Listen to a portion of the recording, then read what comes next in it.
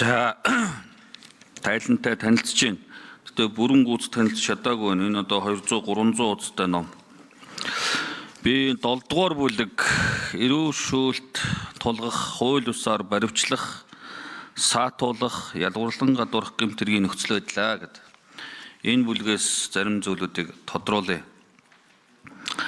Хууль усаар баривчлах, саатуулах гэмтэргийн нөхцөл байдал 24 онд 8 хэрэг, 25 онд 1 хэрэг өртөгдсөн, 87%-аар буурсан. За ийм эерэг зүйлт гарсан байна. Ядгуурлан гадуурх гэмтэргийн нөхцөл байдал 24 онд 6, 25 онд 3 энэ төрлийн гэмтэр гарсан байна. За бас эерэг үзүүлэлттэй байна. 50%-аар буурсан. Харин эрүүгийн хуулийн тусгай ангийн 21-12 дугаар зүйлд эрүү шуулт тулгах гэмтэргийн шинжийг тодорхойлсон. Гэсэн хэдий ч энэ гэмтэргийн статистик үзүүлэлт буурах биш эсрэгээрээ өссөн байна. 24 онд 29, 25 онд 31 гэдэг ингээд. Тэгэхээр одоо та бүхний ажлын үндсэн чиглэл яг л энэ чиглэлийн гэмтэргийг бууруулах, урьдчилан сэргийлэх, таслан зогсоох энэ одоо зорилготой. Тэгэхээр яагаад энэ одоо гэмтэрэг эрүү шүүлт тулгах гэмтэрэг өнөөдөр хүртэл байсаар байна вэ? Яагаад өсөөд байна вэ? Энийг та бүхэн юу гэж дүгнэж үзэж байна вэ?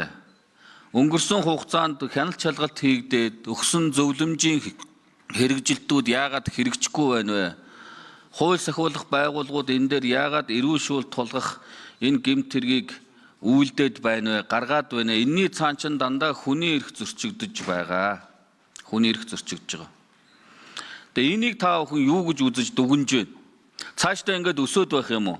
Энэ чиглэлийн гэмтэрэг 21-р зуунд хүний эрх гэд бид нар энд яриад идэг. Гэтэл яг нэдэр дээр хүний эрхийн зөрчил гарсаар байна. Эрүү шүүлт тулгасан гэмтэрэг гарсаар байна, нэмэгдсээр байна, өссөөр байна. Энийг цаашдаа ингээд энэ байдлаар нь аваад явах юм уу? Ямар арга хэмжээ авж гэнэ үү? Энэ одоо гэмтэргийг үйлдсэн холбогдох ажил албан тушаалтнуудад энийг та бүхэн хэлээд гэж. За энэ дээр тодорхой хариулаарай. Их тодорхой юм асууж штэ. 3 дугаар микрофон. Сандууч рэгшүүний асуултанд хариулъя. За бусад тэргүүдээс эрүү шүүлт тулгах гэмтэрэг бол өссөн үзүүлэлттэй байгаа. За анх бол одоо эрүү шүүлт урьдчилан сэргийлэх үндэсний ажиллагаа эхэлж байхад 2022 он хүртэлх сүүлийн 5 жилээр авч үзсэн дүн мэдээгээр бол нийтдээ нэг 500 гомдол мэдээлэл ирээд хуулийн байгууллагад түүнээс бол 3 хэрэг шийдвэрлэгдэж байна шүүхэр гэсэн юм дүн мэдээтэй байсан. Өнгөрсөн онод бол 2 жил дараалан шүүхэр шийдэгдсэн хэрэгүүдийн тоо өссөн. За энийг бол юу гэж үзэж байгаа нөхөр эрүү шүүлт урьдчилан сэргийлэх үндэсний ажиллагаанаас хийж хэрэгжүүлж байгаа үйл ажиллагааны үр нөлөө гэж харж байгаа. Яагаад тэгэхээр иргэд бол нэгдүгээрт эрүү шүүлт гэж юу юм бэ гэдгийг таньж мэдэх чиглэлээр бол тодорхой ажлуудыг бол зохион байгуулсан. За хоёрдугаарт яг энэ чиглэлийн одоо хэргийг мөрдөх, хянах энэ мөрдөгч прокурор, за шийдвэрлэх хэрэг бүхий албан тушаалтнуудад зориулсан сургалтыг бол одоо нүүбийн байгууллага болон олон улсын байгууллага дотооддоо хамтраад ингээд үе шаттай зохион байгуулж ирсэн, сургууч багш нарыг бэлдсэн. За одоо мөрдөх ажиллагаан дээр нотлууцах байдлуудаа ойлгож нотлож чаддаг болсон гэж харж байгаа. Шүүх рүү шийдсэн иргэн та өсөж байгаа. За өмнө нь бол ихэвчлэн одоо хувийн одоо таарамжгүй харьцааны улмаас одоо биедэн гэмтэл учруулаа гэх байдлаар эрүүдэн шүүх одоо тэр шинжийг нь бол орхигдуулж ирсэн ийм одоо үзүүлэлт криминологийн судалгаагаар бол хийгдсэн, криминологчтой холбооны хийсэн судалгаан дээр бол гарсан байгаа. За тэгээд бид нар бол яг энэ чиглэлээр бол хуулийг бол ялангуяа эрүү шүүлт тулгах гэмтэргийг бол эрүүгийн хуульд нэг бүлэг болох асуудлыг бол шийдвэрлэх нь зөв байна гэдэг нэгдүгээрт одоо их хурлын 37 дугаар тогтоолдоороос оруулж их хурлаас баталсан. За одоогийн байдлаар эрүүгийн хууль дээр өөрчлөлт бол ороогүй байгаа. За мөн одоо энэ төрлийн гэмтэргийг мөрдөх бие даасан энэ албыг бол байгуулах нь зөв байна гэдгийг бол их хурлын тогтоолоор бас шийдсэн. Маш олон одоо орнууд манад ийм мэрэгсэн байгууллага байх ёстой гэсэн ийм зөвлөмж өгж ирсэн.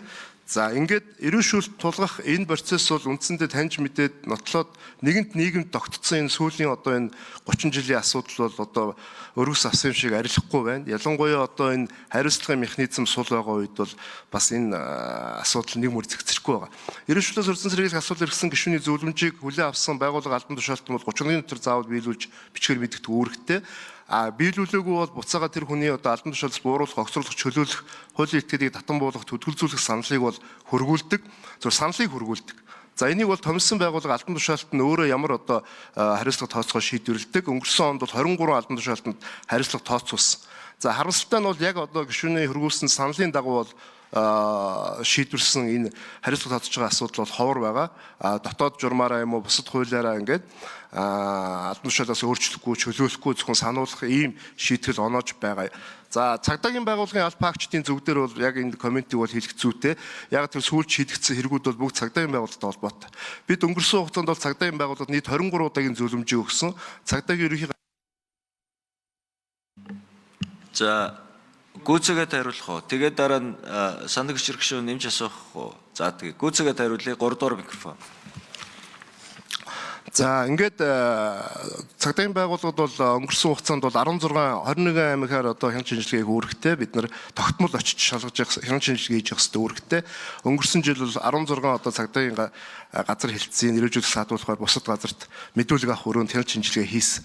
За сүүлийн одоо энэ мэдүүлэг авах ажиллагаа ялангуяа энэ олон улсын зарчмыг Ирээдүйн шүүхэл урьдчилан зэрэг зарчмыг нотгшуулах зорилгоор бол энэ мэдүүлэг авах өрөөний стандартыг бол улсын ерөнхий прокуророос баталж бол бид нар одоо яг энэ дээр хяналт шинжилгээ хийж ажилласан. За өмнө гарсан хэрэгүүд бол бүгд л одоо цагдаагийн байгууллагын одоо байр, мөрдөгчийн өрөө гэсэн ийм байгууллагуудаар цагдаагийн аль багч холбогдож үйлдэгдсэн энэ хэрэгүүд шүүхэр шийдэгдээд байгаа. Тэгэхээр энэ гол асуудал бол цагдаагийн байгууллагын энэ одоо үйл ажиллагаанд бас эргээд цогцоор харах шаардлага байна гэж харж байгаа. Ялангуяа одоо энэ тогтсон хэв шинжийг арилгахад бол маш хүн хүч одоо хүний нөөц. За сандаг гишүүн микрофоныг өгье. Танад яг энэ төрөлхийн гэмт хэргийн одоо хохирогчулсан иргэдээс гомдол ирсэн үү? Надад одоо эрүүдэн шүүлтийн одоо гэмт хэрэг тогсоо. Одоо би ийм хохирогч боллоо гэд хэрвээ ийм одоо хохирогчоос гомдол ирвэл танах хэрхэн яаж авч хэлцдэг ийм одоо кейс тохиолдол байна уу гэдэг нэгт одоо тодруулъя. 2-5 хүн чинь бас л тэгээд шүдгүү орслоо юм байна шүү дээ. Саналаа өгдөг.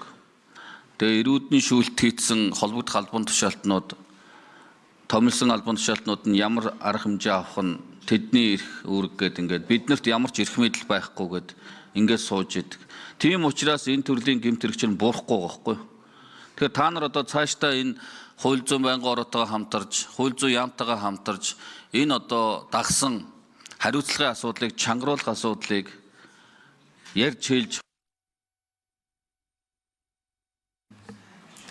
За 3 дугаар микрофон өгье. За сандаг гишүүний асуултанд нэмж хариулъя. За ерөнхийдөө урьдчилан сэргийлэх үндэсний ажиллагааны гол зорилго бол урьдчилан сэргийлэх байгаа. За бид бол гомдол хүлээж аваад шалгах юм механизм процесс байхгүй. Харин хууль заасны дагуу бол холбогдох байгууллага шалгах эрх бүхий байгууллага руу бол хуулийн хугацаанд шилжүүлдэг. За ерөнхийдөө урьдчилан сэргийлэх асуудал ирсэн гишүүнд нэг одоо бүрийн эрхтэр 11 бүрийн эрхтэр нэг бүрийн эрх байдаг нь бол ерөнхийдөө тулах гэмт хэргийг бол одоо хариалан шалгуулах газар шилжүүл шалгуулах хэрэг байгаа. Тийм учраас бид нар бол энэ төрлийн гомдол гаргасан иргэдийн өргөдөл гомдлыг бол хүлээж авдаг. За бид нар дээр ерөнхийдөө тулгсан одоо чиглэл гомдол болон бусад одоо байдлаар хохирсон гомдол бол өнгөрсөн 4 жилийн хугацаанд одоо 230 ирсэн. За энэ жил бол 61 гомдол ирснийг бол шилжүүлж шалгуулсан. За эргээд бид нар гол нь хэрхэн яаж шалгасныг бол заавал одоо эргэж авч тэгээд тайландаа тусгаж байгаа.